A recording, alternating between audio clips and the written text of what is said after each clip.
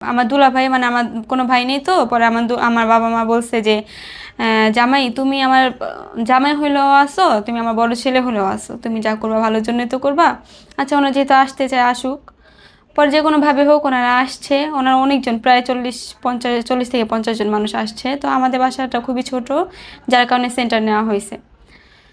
তো ওনারা দেখতে আসছে, আসার পরে ওনারা প্রিপারেশন নিয়ে আসছে যে আমার বিয়ে, মানে ওনাদের বিয়ে। আর বিয়ের আগের দিন ওনারা ওনার ছেলেরে মানে আমার শ্বশুর বাসায় হলুদ টলুদের মানে একটা ঘরোয়াভাবে আয়োজন করছে। এসব আপনারা কিছু জানেন এগুলো না আমরা তখন? কিছুই জানতাম না, আমাদেরকে ওকে। জানানো হয়নি। ওনারা পুরোপুরি জানে যে মানে ওনার ছেলের বিয়ে আগামীকালকে, আমরা ওকে। কিছুই জানতাম না। ওকে। পরে বিয়ের আগের দিন রাত্রে আমাদেরকে ফোন দেওয়া হইলো। ফোন দিয়ে বলতেছে কি যে যদি পছন্দ হয় আমরা এদিন কাবিন করিয়ে রাখবো, এরকম আর কি। তো আমাদের বাসা থেকে তো আর কি রাজি না, যে না বিয়েটি এখন দিবে না। তো যাই হোক ওনারা আসছে, ওনারা মানে বিয়ের জন্য যে মানে পুরোপুরি প্রস্তুতি নিয়ে আসছে, ওনারা কাজী নিয়ে আসছে।